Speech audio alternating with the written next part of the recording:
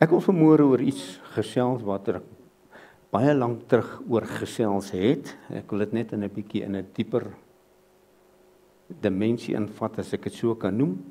En ek wil gaan gesels uit Matteus 6. En ek gaan vir u die gebed wat die Here Jesus sy disippels geleer het, wil ek 'n bietjie met julle oor die gebed gesels. En ons vind dit daar in Matteus 6, en ons gaan so vanaf vers 7 lees. En dit is baie, baie interessant, as 'n mens na hierdie gebed gaan kyk. Hy sê vir hulle, en as julle bid, hoor jy die woorde, en as julle bid, gebruik nie 'n ydelle herhaling van woorde soos die heidene nie, want hulle dink dat hulle deur hulle baie woorde verhoor sal word.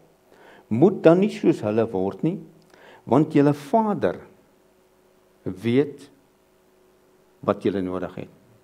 Julle Vader weet. Met ander woorde, hy sê, God weet wat jy nodig het.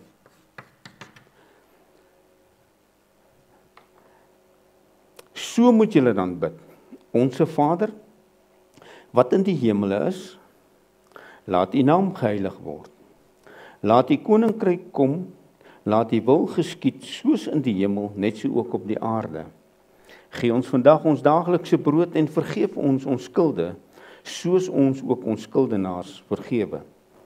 En lei ons nie in versoeking nie, maar verlos ons van die bose, want aan u behoort die koninkryk en die krag en die heerlikheid. Kom ons lees dit net so. But when you pray, use not vain repetitions as the heathen do, for they think that they shall be heard for their much speaking. Be not ye therefore like unto them, for your Father knoweth what things you have need of before you ask him. After this manner therefore pray ye, Our Father which art in heaven, hallowed be thy name. Thy kingdom come, thy will be done, in earth as it is in heaven. Give us this day our daily bread, and forgive us our debts as we forgive our debtors. And lead us not into temptation, but deliver us from evil. For thine is the kingdom, the power, and the glory, forever and ever. Amen. Amen, soos die Jode sal sê. Amen.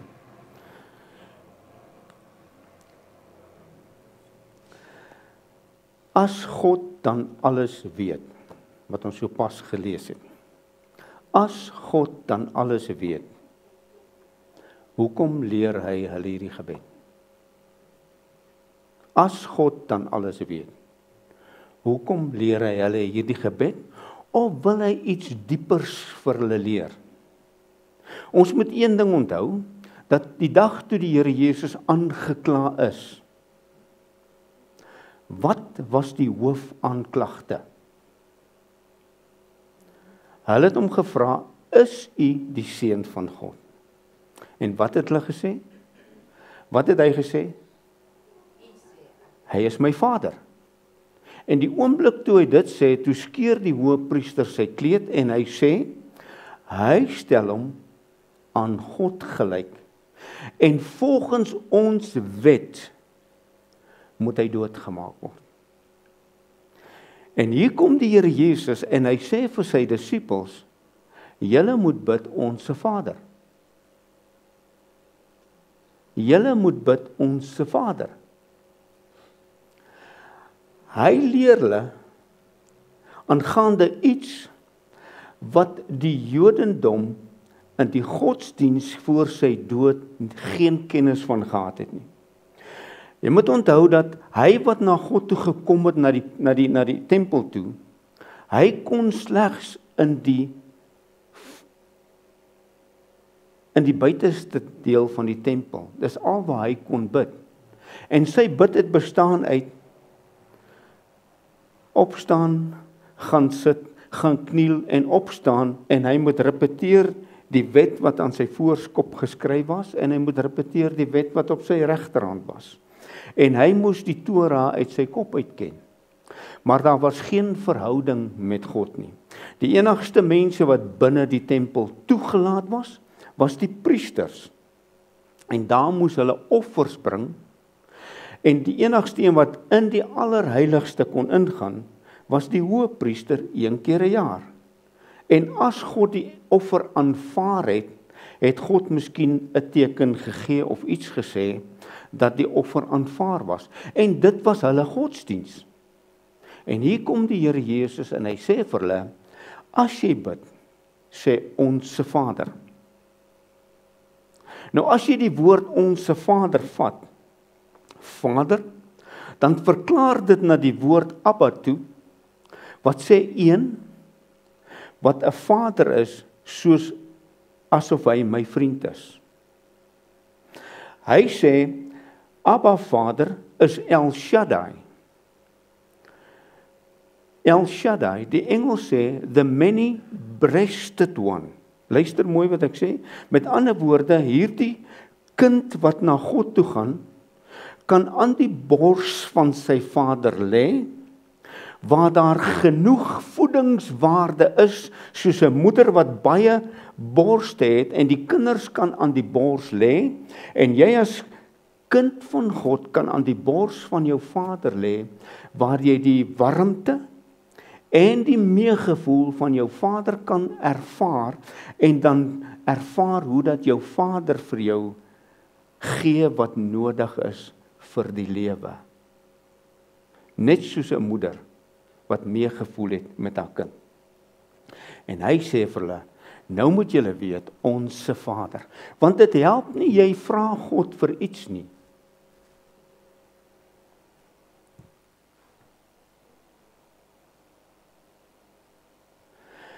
En hy probeer hulle leer dat, en ons gaan gaan ek dit 'n bietjie in diepte vertel. Hy begin hulle probeer hy probeer hulle leer om te sê, hoor hierso, die koninkryk gaan nie oor dit wat jy ervaar het by die tempel nie.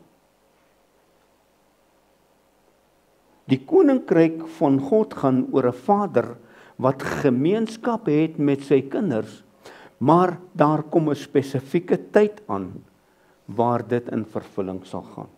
En hoekom leer hy hulle hierdie gebed? Kan ek vanmôre vir u iets 'n groot waarheid leer? Hy leer hulle 'n profetiese woord. En hy sê vir hulle, wanneer julle elke skoot hierdie gebed gaan sê, gaan julle of herinner julle aan God, aan dit wat hy beloof het voor die grondlegging van die wêreld. En hoe meer julle dit in julle lewe inspreek, hoe meer sal dit vir jou 'n werklikheid word. En die dag as dit gebeur, hoef jy nie na God te soek nie. Dan weet jy waar's God. So hy leer hulle die profetiese, dit is 'n profetiese gebed. En jy en ek moet besluit, is hierdie gebed vervul? Of is dit nie vervuld nie? En moet ek nog Onse Vader bid? Jy kan dit bid, daar's nie fout daarmee nie. Maar ek bid Onse Vader met 'n dankie sê. Want ek weet wat het na die kruis gebeur. En dit maak die verskil. En nou het ek die toegang tot God, wat hulle voor die kruis nie gehad het nie. En daarom sê hy, julle moet so bid, Onse Vader. Want die God wat jy aanbid, gaan jou Vader word, wat met jou meegevoel het, wat saam met jou in die aarde sal stap, wat saam met jou in hierdie lewe sal wees, sodat jy tot verheerliking van hom sal wees. En jy kan dan ervaar in jou lewe, hoe goed hy vir jou is. Jy hoef nie soos hulle bang te wees, dat as God iets sê, is dit dalk 'n oordeel tot doodstraf nie. Want dis wat hulle ervaar het. As iemand buiten die 613 wette, plus die 10 van Moses iets gedoen het, dan was die opdrag vanuit die allerheiligste, via die hoëpriester deur die priesters na die mense toe en sê hierdie persoon moet met klippe doodgemaak word. Hy het homself aan God verbind. En daarom kon die hoëpriester, of daarom het hy sy kleed geskeur en gesê, hierdie man praat godslasterlik, want hy maak hom seun van God, en hy stel hom gelyk aan God, en volgens ons wet moet ons hom doodmaak. En toe Pilatus sê, maar ek vind nie eintlik fout in hom nie. Toe sê hulle, kruisig hom. Kruisig hom, maak hom dood. Want hulle het nie geweet waaroor dit gaan nie. En hulle het hom ook nie 'n kans gegee om vir hulle te verduidelik nie. Want elke skoot as hy iets gesê het hulle hom met hulle wette gekonfronteer. En kon hy aan hulle nie die openbaring gee wat hy aan sy disippels gegee het nie. 'n Ander ding wat ons moet onthou, as jy in Matteus 5, 6 en 7 lees, dan sê die skrif, die Here het sy 12 disippels gevat en hy het met hulle na 'n berg toe gegaan. En daar op die berg het hy hulle geleer. En hierdie van Johannes 5 af tot en met die einde van Johannes 7 was 'n lering net aan sy disippels. Net aan sy disippels. Want hy moes hulle leer om verander te word, bekeer te word, omdat die koninkryk van God naby was. En onmiddellik toe hy van die berg afkom, toe word hy gekonfronteer met siekes, malaatses en so aan. En toe kon hy aan hulle demonstreer wat hy hulle in die berg geleer het en hoe sy Vader deur hom werk en saam met hom werk. So as ons daai begrip kan regkry, dan hoef ons nie te sukkel met die Onse Vader nie. Hy sê in Johannes 1 vers 51, luister, God was vir hulle, ons moet dit verstaan dat God was vir die Jood net 'n baie ver af God. Hulle het nooit 'n verhouding met God gehad nie. Die mense wat die naaste gekom het, was die profete. Wanneer God deur gesigte en drome gepraat het, en 99% van die tyd wanneer hy verskyn het, het hy in die vorm van 'n engel verskyn en met hulle gepraat deur 'n engel. Alright? En daarom sê die skrif ook, Moses het die wet deur die bewerking van engele ontvang. God persoonlik nooit. Want niemand kon God aanskou voordat die prys betaal is. So hulle het nooit persoonlik, God het net deur boodskappers gewerk om 'n boodskap aan sy volk oor te dra. Daarom sê niemand het God ooit aanskou nie. Maar dit het verander. Ek sê dit het verander. En nou sien ek hoe draai die oë en ek sien hoe dink hulle en dit het verander. Want God het die verhouding met sy kind verander. Dit wat hy in die begin gesê het, laat ons mense maak na ons beeld en na ons gelykenis. Hoe sal jy weet hoe God werk as jy nie 'n verhouding met God het nie? Mos net logies. Hoe sal jy weet hoe God werk? Okay, ek het sê Johannes hoofstuk 1 en ek gaan vir u daar vers 51 lees. En dit is Nathanael, sy vriend gaan roep hom en sê, Nathanael, ons het die profeet gesien waarvan Moses praat. En hy kom uit Nasaret. En Nathanael sê, ag nee man, uit Nasaret kan niks goeds kom. Uit Nasaret kan niks goeds uitkom nie. En die Here sê vir Nathanael, luister. Jesus antwoord en sê vir hom, glo jy omdat ek vir jou gesê het, ek het jou onder die vyeboom gesien. Kan jy sien? Jy sal groter dinge sien as dit. En hy sê vir hom, voorwaar, ek sê vir julle, van nou af, sal julle die hemele geopen sien en die engele van God neerdaal en opstyg en wat jy dit ook al, van nou af sal julle sien dat die hemel is geopen en God gaan nie meer ver wees nie. Alright? And he said unto him, verily, verily, I say unto you, hereafter you shall see heaven open and the angels of God ascending and descending upon the Son of Man. Julle sal ervaar van nou af wat godsdiens nooit kon ervaar het nie. En daarom leer ek jou Onse Vader, want God het die hemel oopgemaak. Ons het baie in ons tyd geleer dat die hemel is koper. Ek bid teen die plafon vas. God antwoord nie. As ek bid, is God baie ver. Dit lyk vir my of God van my vergeet het. Dit hang af wat jy glo aangaande die evangelie. God kan vir jou baie ver hierso wees, of hy kan vir jou 'n God van naby hierso wees. En dis wat hy vir hulle probeer leer het. Hy sê, profeteer hierdie gebed, elke skoot. As jy dit bid, sodat die dag wanneer dit plaasvind, dat dit 'n werklikheid in jou lewe kan wees. Sodat jy nie hoef te bid vir 'n God wat baie, baie ver is nie. En dit is 'n woord van kennisname wat jy moet kennis neem. As jy na die 4 evangelies gaan, dan sal Johannes 1 dalk iets vertel wat eers in Matteus 4 gebeur het. Of in Lukas 5. Want die een skrywer het hierdie gedeelte belangrik geag en hy daarvan af begin skryf. Maar dan gaan jy na die boek van Lukas toe, dan sê hy, ek het besluit, ek het gaan stil sit en alles sistematies van vooraf begin skryf, soos wat dit aan my oorgedra is. Hoekom? Lukas was nooit een van die oorspronklike 12 apostels nie. Lukas was nie een van die 12 apostels nie. Lukas was Paulus se skriba, as ek dit so kan sê.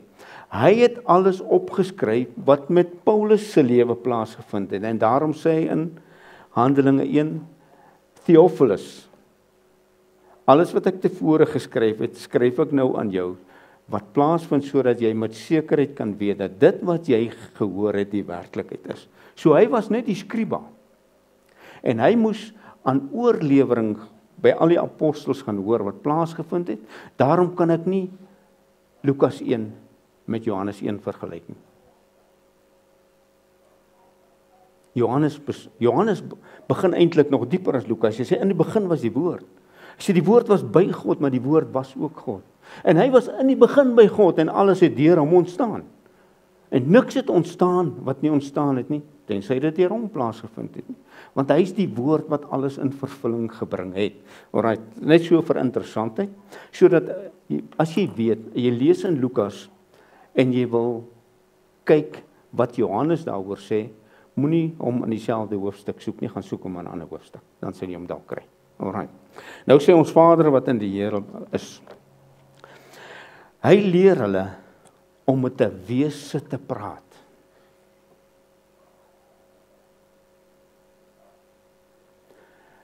Wat so erg godsdienstig aan hulle voorgestel was, dat as hulle sy naam noem, dan moet hulle doodgemaak word. Daarom het hulle sy naam net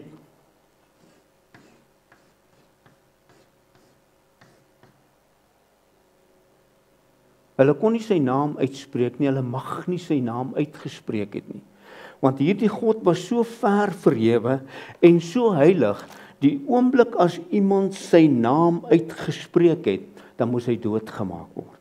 En hier kom hy, en hy leer vir hulle, en sê, julle moet die Skepper God Vader noem.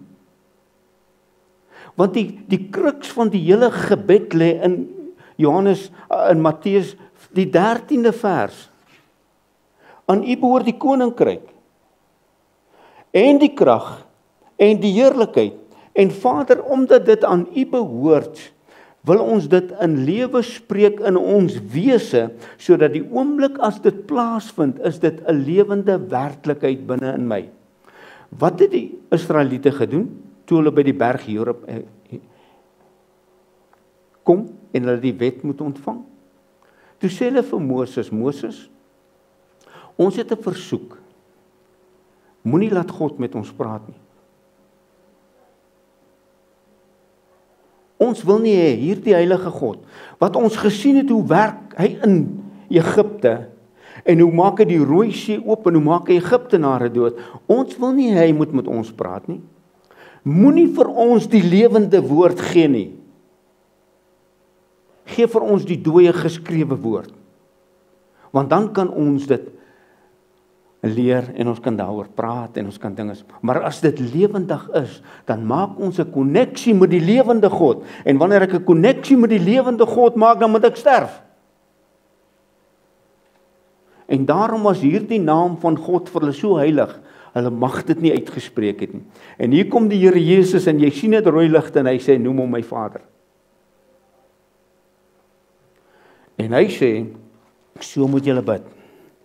Onse Vader, wat in die hemel is, laat u naam geheilig word. Onse Vader, wat in die hemel is, halleluja.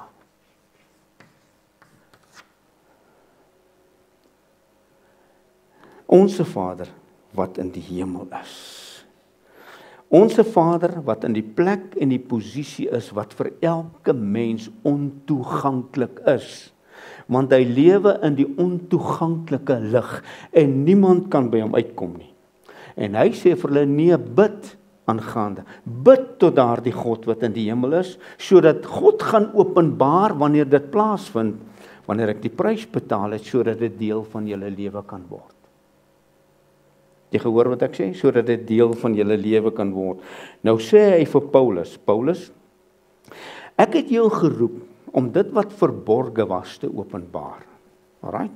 Ek het mos nou lank daaroor gepreek met sy aardse bediening. Was hy en sy apostels net besig met die verlore skape van die huis van Israel. En toe hy Paulus roep, toe sê hy, okay, nou moet die evangelie na die nasies toe gaan. En hy sê vir Paulus, Paulus, ek het jou geroep om te openbaar wat verborge was. Alright? Hierdie God, wat hier verborge was, en sy wil wat daar verborge was, wil ek hê jy moet gaan openbaar. Kom ons blaai na die boek van Efesiërs toe, en ons gaan daar in Efesiërs, hoofstuk, waar sal ek begin? Kom ons gaan na Efesiërs hoofstuk 2 toe.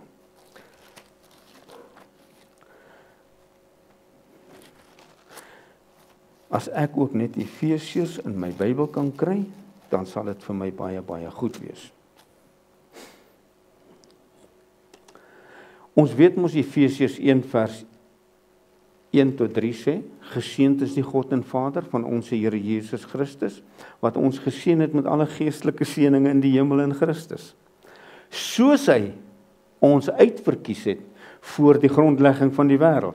En daarom kon hy aan hulle met hulle praat aangaande die Vader, want hy het geweet wat in die Vader is. Hy het geweet, hy is die vervulling van die woord. Hy het geweet dat hy en die Vader is een, en geseën sal hulle wees met alle geestelike seëninge in die hemele in Christus, soos wat hy ons uitverkies het voor die grondlegging van die wêreld, om heilig en sonder gebrek voor hom in liefde te wees. Met ander woorde, hierdie God het 'n begeerte dat jy na hom toe moet kom. Nou sê hy vir ons in Efesiërs 2, hoofstuk 1, en julle, kan jy sien Paulus se openbaring, en julle wat dood was, nou sê hy vir hulle alles oor die dood, en dan vat hy vers 5, hy sê, en julle wat dood was, hy sê, ook toe julle dood was deur die misdade, lewend gemaak, ekskuus dan die Katrien, saam met Christus, en vers 6, en julle saam opgewek. Het jy gehoor wat ek sê? Even when you were dead in your sins, he hath quickened us together with Christ. By grace are you saved. And he hath raised us up together and made us sit together in. Kan jy sien hoekom hy hulle gesê het, my Vader wat in die hemel is? Want dit gaan vir jou 'n werklikheid word. Want jy gaan saam met my opgewek word, en daar gaan geen afstand tussen jou en God wees nie. Alright? Hoekom nie? Want hierdie man van sonde, wat homself so ver afgeskei gesien het van God, het hy daar saam met hom doodgemaak. En al wat oorgebly het, is iemand wat aan hom gelykstaande is, om saam met hom, saam met sy Vader, te wees in die plek waar daar geen toegang is nie, vir hulle wat nie in Christus Jesus is nie. Het jy gehoor wat ek sê? Vir hulle wat nie in Christus Jesus is nie, is daar geen toegang nie. Want vir hom is God nog Jahwe.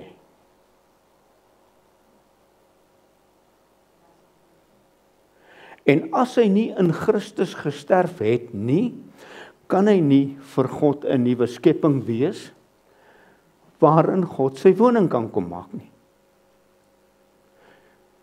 Onse Vader, wat in die hemel is. Right?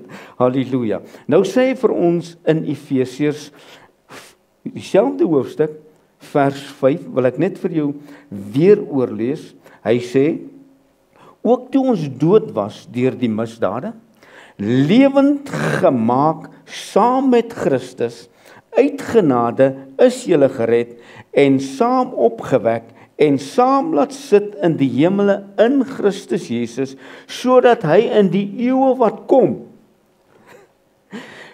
kan betoon die uitnemende rykdom van sy genade en goedertierenheid oor ons in Christus Jesus. Met ander woorde, hy sê, ek vat jou waar ek is, sodat die goedertierenheid van God oor jou lewe uitgegiet kan word. Our Father, which art in heaven. En waar sit die plek van posisie? Hy sit aan die regterhand van God, jy is heeltemal reg, maar in wat op die aarde? Bokant? Owerhede? Maar hy het ons gesê, aan u behoort die koninkryk, en die mag, of die krag, en die heerlikheid. So, waar sit hy? As ek net dit vat, dan sê dit vir my, die koninkryk van God, wat alle mag besit, is bokant alles, wat owerheid, mag en heerskappy besit. En hy sê, nou sê jy, Vader, ek profeteer in my eie lewe, ek gaan daar sit. Hoor jy wat ek sê? Ek profeteer in my eie lewe, ek gaan daar sit. Here, die dag as jy daai prys betaal het, word ek saam met jou geplaas waar jy is. En ons kom by dit nou. Dan gaan ek jou plaas waar jy is, en jy gaan my plaas waar die Vader is. En daarom sal ek die Vader in my lewe ervaar as El Shaddai, the many-breasted one. Want hy sal voorsien in al my behoeftes, want hy weet voor die tyd wat ek nodig het. Want hy lewe dan in my, hoe sal hy dan nou nie weet nie? Hy lewe dan in my, hoe sal ek dit nie weet nie? Nou moet ek en jy die besluit neem in ons verhouding met God. Ek en jy moet die besluit neem in ons verhouding met God. Is dit vervul? Of is dit nie vervul nie? Ek en jy moet die besluit neem. En die enigste manier hoe ek dit kan ervaar, is om my Vader te ervaar. En die oomblik as ek glo wat op die kruis gebeur het, en ek ervaar my Vader in my lewe, dan is die ervaring mos nou daar, dat waar hy is ek. En waar ek is my Vader. So ek bid nie soontoe nie. Ek bid vanuit dit. Kan ek dit weer sê? Ek bid nie soontoe nie. Ek bid nie na my Vader wat in die hemel sit nie. Ek bid in die teenwoordigheid van God waar ek is, waar hy vir my 'n werklikheid is, waar ek in sy teenwoordigheid is, waar die Gees van God vir my kan intree met onuitspreeklike sigting, wat die begeerte van God se hart is en nie wat my hart se begeerte is nie. Jy gehoor wat ek sê? Hierso bid die Heilige Gees van God namens my.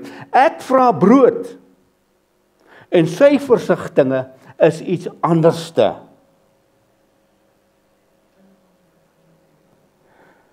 En ek hoop ek het tyd om daarby uit te kom, want hier tree die Gees van God vir my in. Omdat die skrif sê, ek weet nie eintlik wat ek moet bid nie. Maar die Gees tree vir my in met onuitspreeklike sigtinge. Met ander woorde, die Gees sê vir my, ag Vader, hierdie ou het nou al besluit, hy sit hier, maar hy weet nie eintlik waaroor dit gaan nie, kan ek hom net help, asseblief? Kan ek net asseblief namens hom bid? Kan ek net asseblief laat hy kan agterkom waaroor dit eintlik gaan? En dis waar ek en jy sê, kom Here, spreek Here, u diensknegt luister. Kom Here, spreek Here, u diensknegt luister. Ek is gewillig om te luister wat hy sê. Is dit vervul? Ek dink dit is. Tannie Katrien, want ons ervaar hom. Ons ervaar hom in ons lewe lewendig. Want ek was dood. Maar ek is lewendig gemaak. Ek was in hierdie skepping vasgevang. Maar nou is ek 'n nuwe skepping in hom. En is ek sy handewerk. En wanneer ek in my gees kontak maak met hom, dan ervaar ek, liewe Vader, hy lewe. En Vader, as ek hom in my lewe ervaar het, is dit die bevestiging van hy lewe binne in my. En ek bid nie teen die plafon vas nie. Die hemel is nooit meer koper vir my nie. Want ek bid nie na iemand wat agter die hemel sit nie. Ek soek hom nie waar hy nie is nie. Ek soek hom waar daar nie 'n plek is waar daar geen toegang is nie. Ek ervaar hom waar hy is. Die vervulling ook van die Here Jesus se gebed in Johannes 17.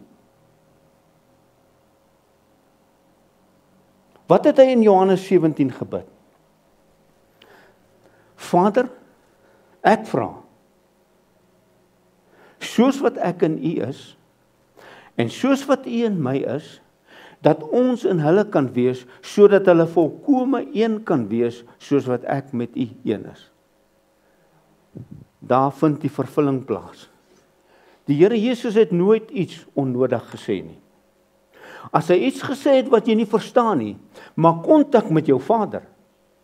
Want die Gees gaan dit vir jou openbaar. Al is dit nie vandag nie.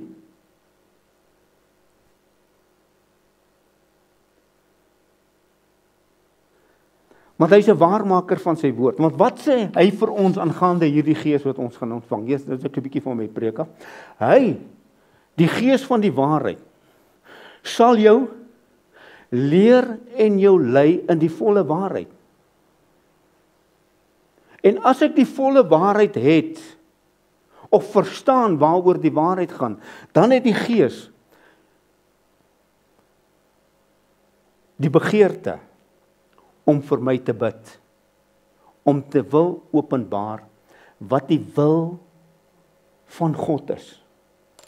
Want alles gaan na die kruisiging net oor een ding, die wil van God vir jou lewe. Het gaan nie oor iets anders nie, dit gaan oor die wil van God vir jou lewe. En baie duidelik sê Tessalonisense, die wil van God is jou heiligmaking. Nie wat ek moet doen om heilig te word nie. Dit wat ek gedoen het om jou heilig te kry.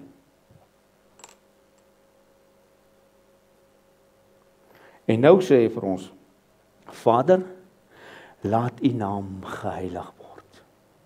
Blaai saam met my na die boek van Romeine, hoofstuk 8, toe ons quoteer dit verskriklik baie, maar ek wil vanmôre vir jou iets daar uitwys, Handelinge Romeine, hoofstuk 8.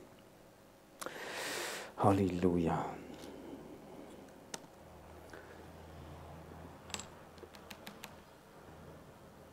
As jy na vers 26 toe gaan, ek het dit nou nog gekwoteer, kom ons lees dit.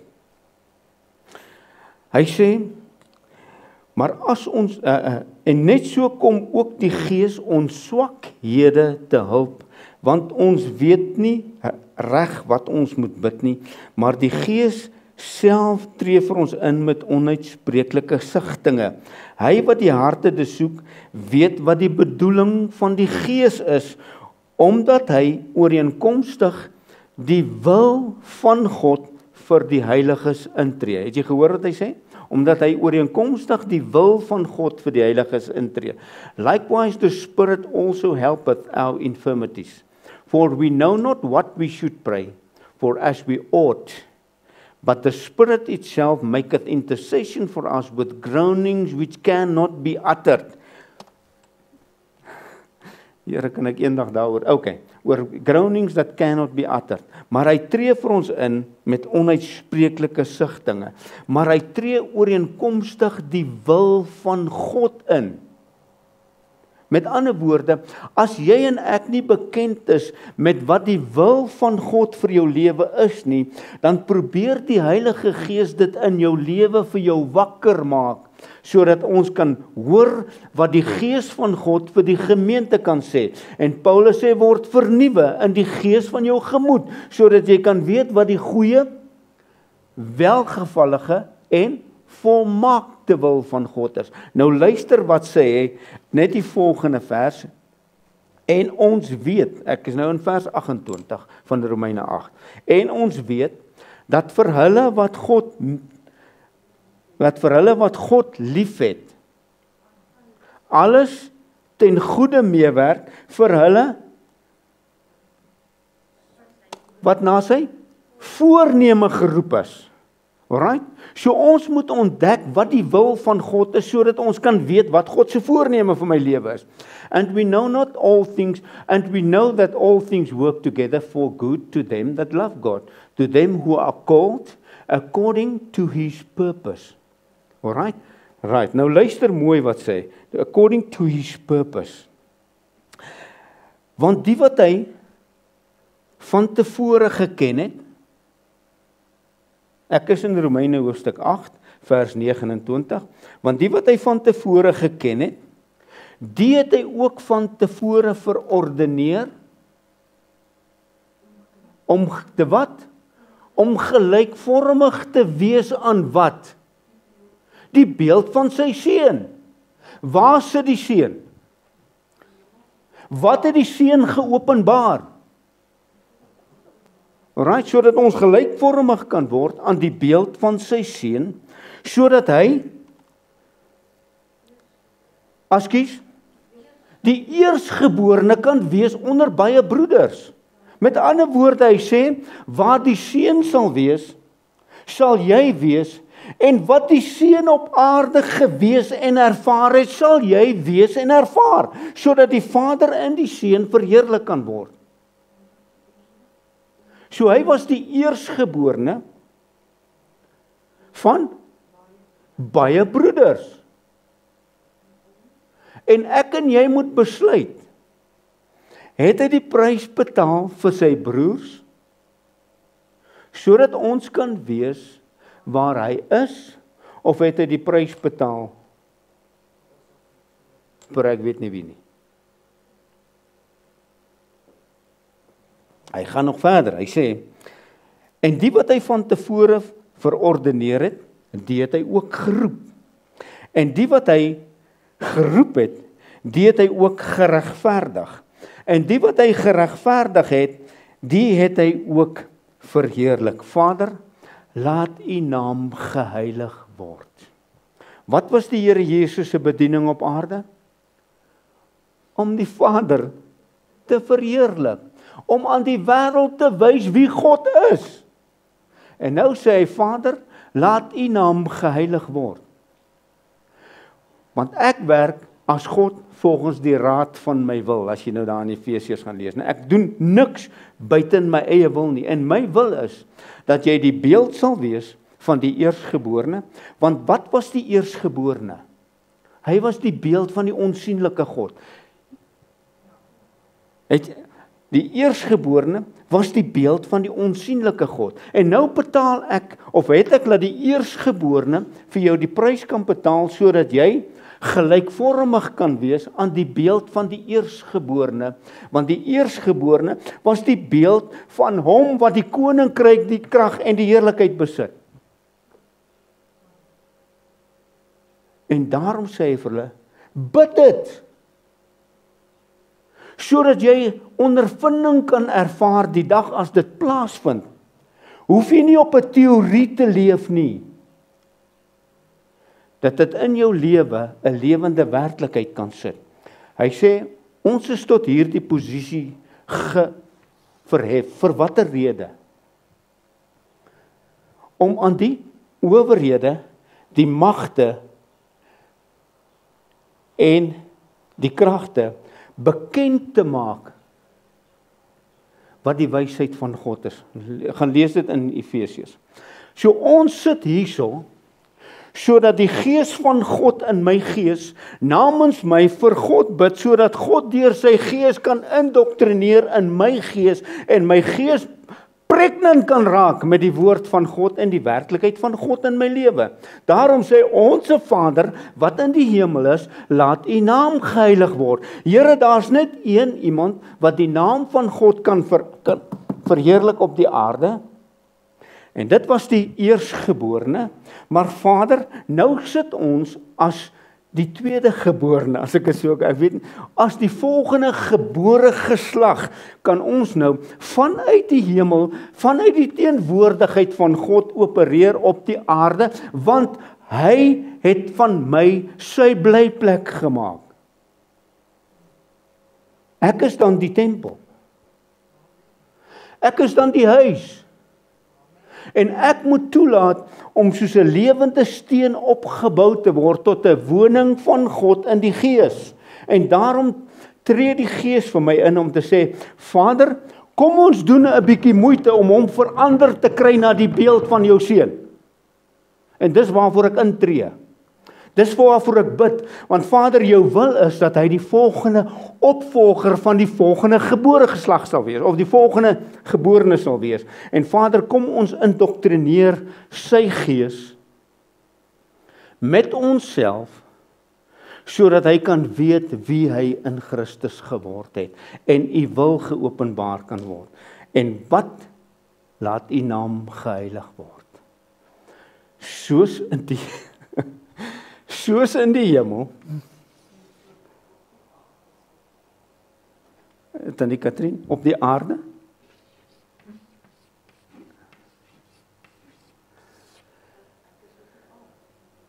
want waar is sy tempel? En waar is jy nou? So as ek nou die tydige met die ewige verwissel, hoe kan ek sy naam verheerlik? Ek vra net die vraag. Laat u wil geskied, soos in die hemel, net so ook op die aarde. Want hy het gesê, as die hemel my troon is, en die aarde is die voetbank vir my voete, wat se huis sal jy vir my bou? Niemand kan die huis bou nie, so ek sal my eie huis bou. En nou sal ek my huis beset met myself. En ek gaan intrek nie. Daarom is ons nie gelykvormig, of moet ons nie gelykvormig word aan die wêreld nie. En die wêreld waarvan hy praat, is daai wêreld. Alright? Ons moet nie gelykvormig word aan hierdie wêreld nie. Ons moet verander word, vernuwe in die gees van ons gemoed, sodat ons verander kan word na die beeld van sy seun. Laat u wil geskied, Here. Soos in die hemel, net so ook op die aarde. Is daar 'n voorbeeld van dit, Tannie Katrien? 1 Timoteus hoofstuk 3 vers 16 sê: onteenseglik groot is die verborgenheid van God saligheid. God was geopenbaar in die vlees.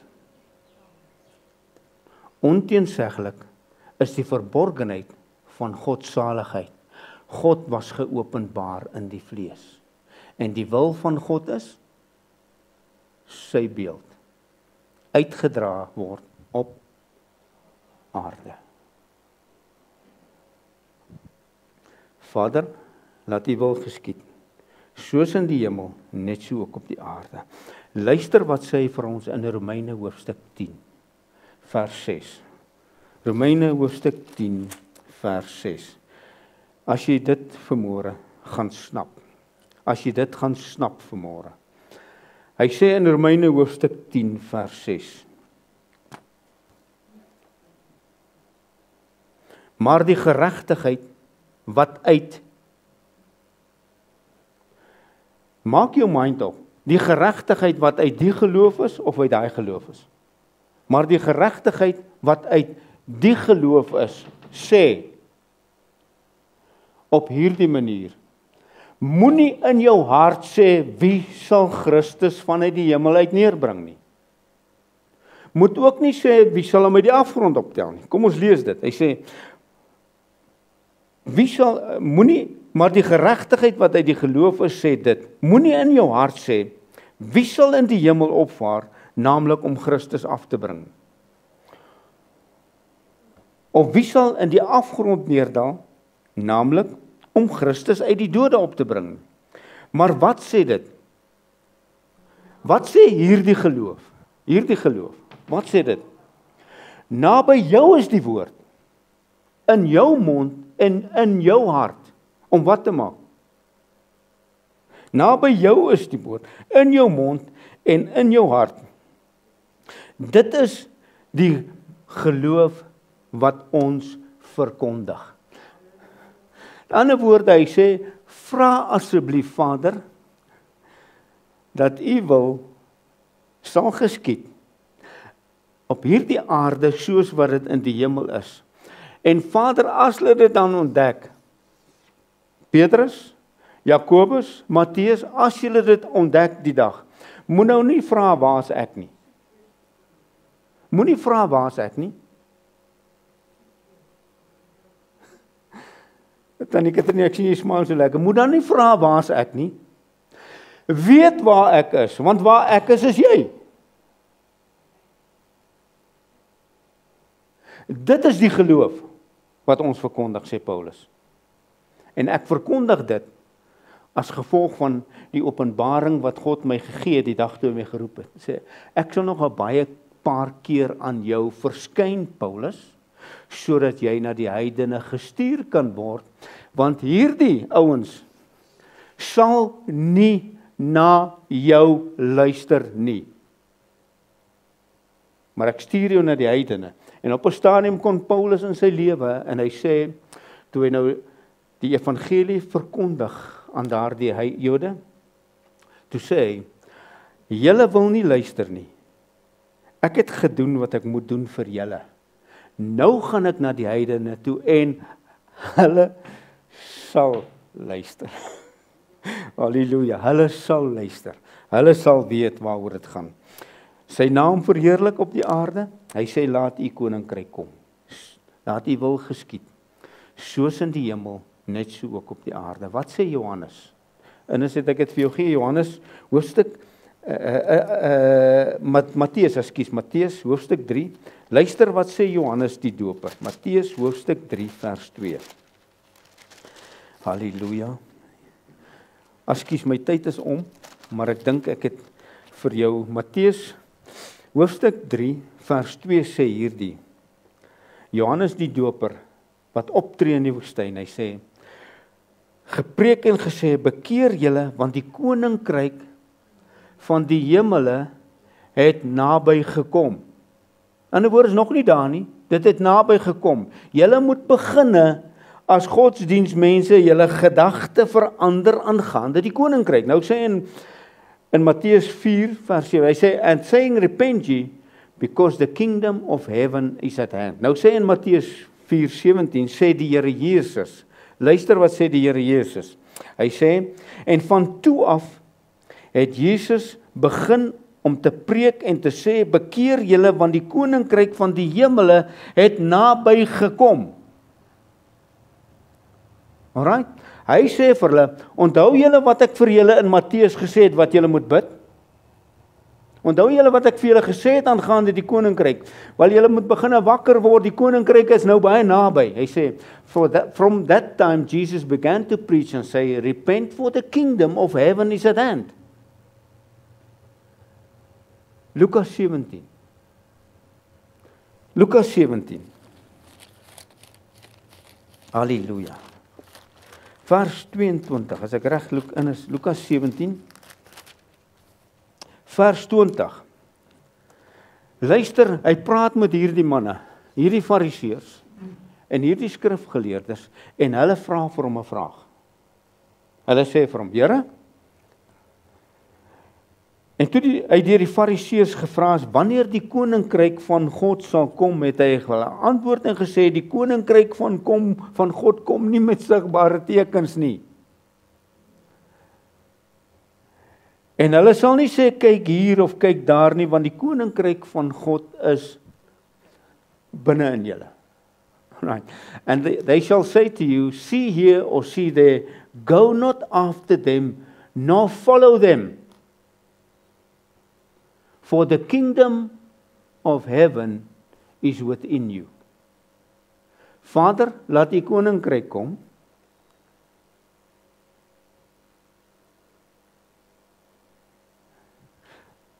Father, inside of me. Laat die koninkryk kom.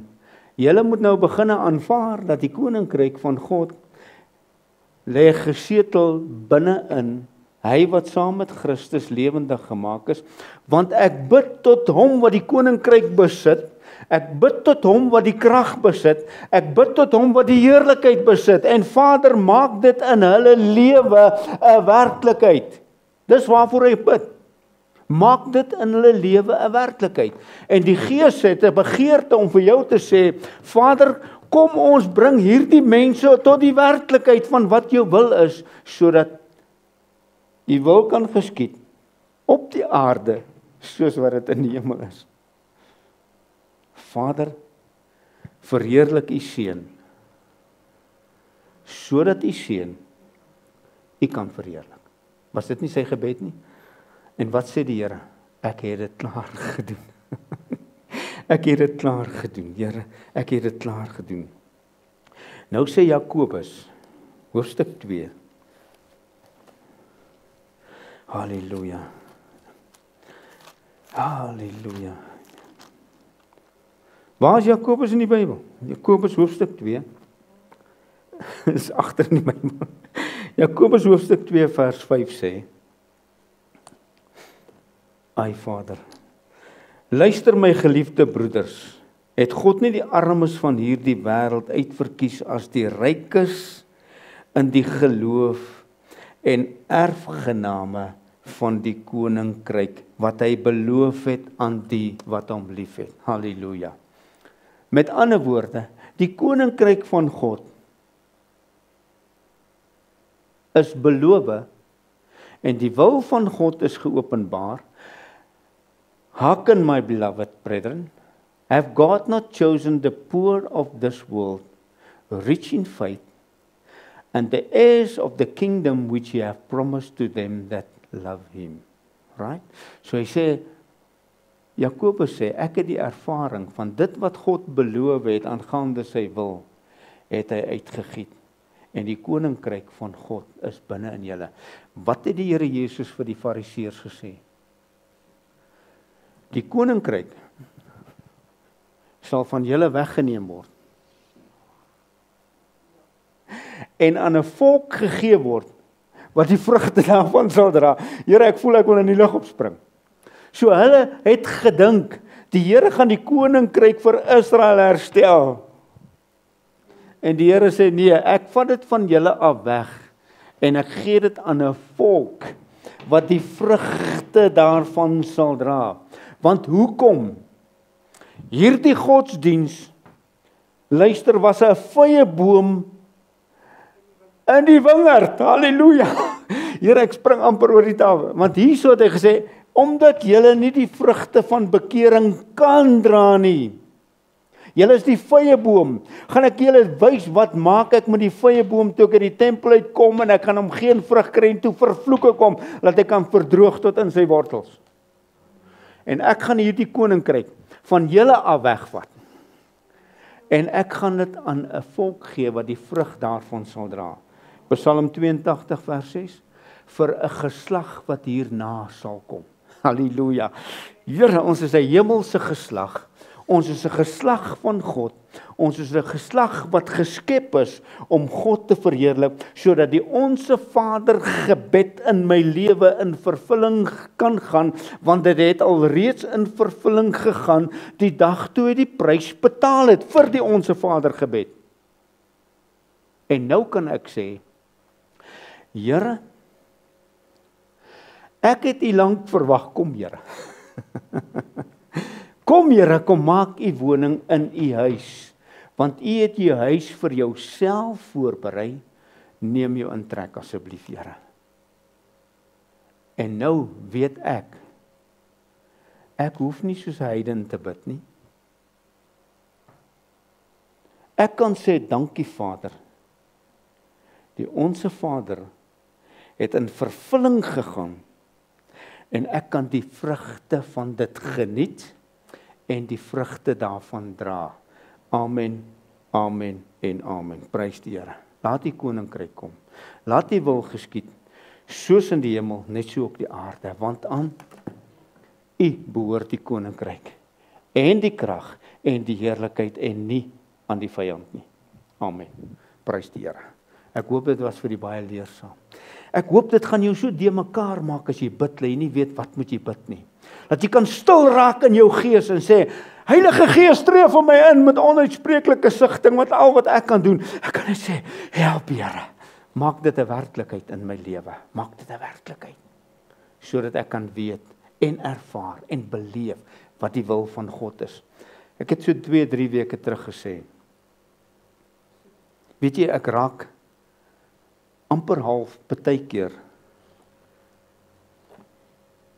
so 'n bietjie skrikkerig om die skrif oop te maak. Want God openbaar sulke dinge, wat Paulus vir die Korintiërs gesê het, wat mense nie sal glo, al vertel jy dit vir hulle duidelik. Hulle sal dit nie glo nie. En die Here Jesus sê, luister, dankie. Ek het baie dinge om aan julle te vertel. Maar julle kan dit nie nou vat nie. Maar wanneer die Gees van die waarheid gekom het, sal hy julle leer en lei in die volle waarheid. En dis waarvoor ons ore moet oopmaak. Amen, ek het sê amen. In die nag waarin die Here Jesus verraai is, het hy brood geneem en het hy gebreek en gesê, dit is my liggaam wat vir julle gebreek word. Doen dit tot my gedagtenis. Want so, as julle hierdie brood eet en hierdie beker drink, verkondig julle die dood van die Here totdat hy kom. Het hy vir jou gekom of moet hy vir jou kom? En jy moet onderskeiding hê, dat hierdie is die liggaam van die Here. En as jy op onwaardige wyse hierdie brood eet en drink jy 'n oordeel oor jouself. Hoor jy wat ek sê? Eet en drink jy 'n oordeel oor jouself. Jy is net so seun van God, deel van sy liggaam, as wat ek seun van God is en deel van sy liggaam is.